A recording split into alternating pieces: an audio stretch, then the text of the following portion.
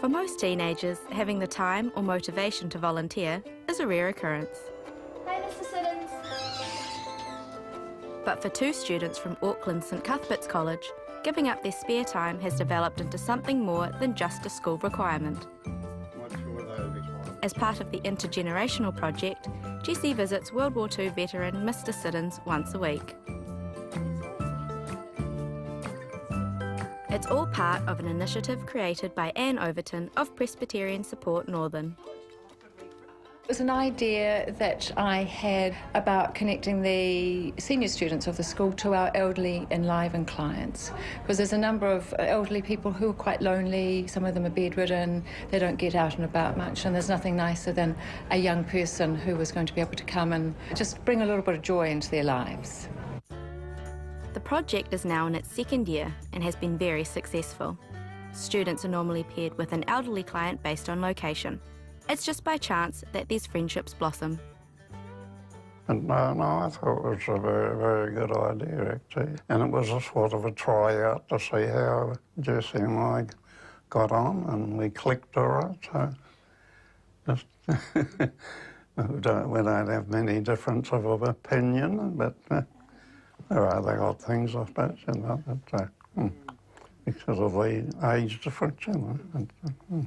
I look forward to seeing her one day a week. It's always the same day and the same time, and I can plan things accordingly, you know. And so it's working out very well as far as I'm concerned, anyway.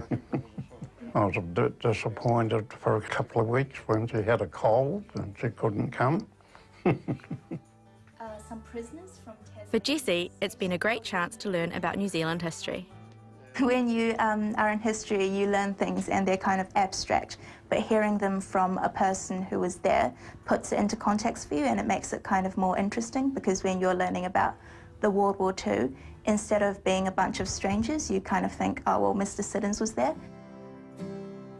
Jessie's friend Elizabeth also takes part in the project. She visits Mr and Mrs Chung, who, like her, are from Taiwan. Hello. Hello. Welcome. We go out for lunch together, all together, yeah. My dad, my mum, and my sister, and family friends even, yeah.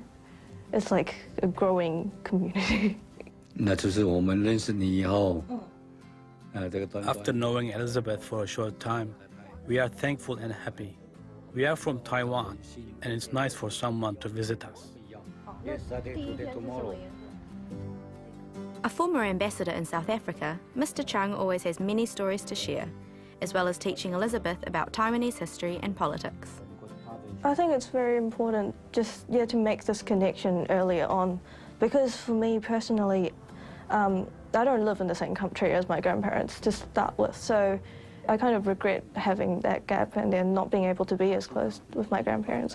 So I think it's a great opportunity for teenagers now to get to know the generation of their grandparents, because you don't know how much knowledge and just information that's missed. These girls have made genuine friendships and have made a lasting impression with their generosity. It's sort of part of their DNA, really, because that's how you grow up, about understanding what other people's lives are about. That's the development of your compassion, and that we all have spare time, no matter how busy we are. We've always got spare time that we could do those acts of kindness, whether you visit someone and make a cup of tea, or make some biscuits, or take someone some flowers. And so if they start young, hopefully they will continue doing that, and then when they're older, they'll receive all those lovely gifts and, you know, that kindness that they've, you know, given out, that they'll be able to receive some of that back.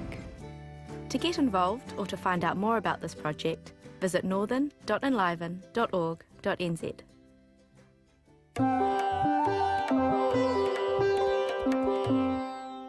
Well, that brings us to the end of our show this week.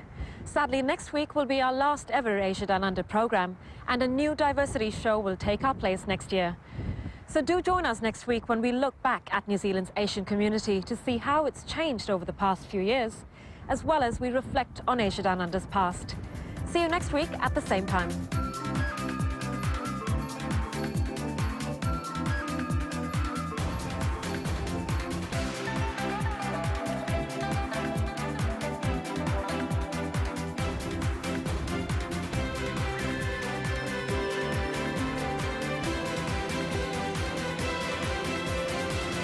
This programme was made with funding from New Zealand On Air.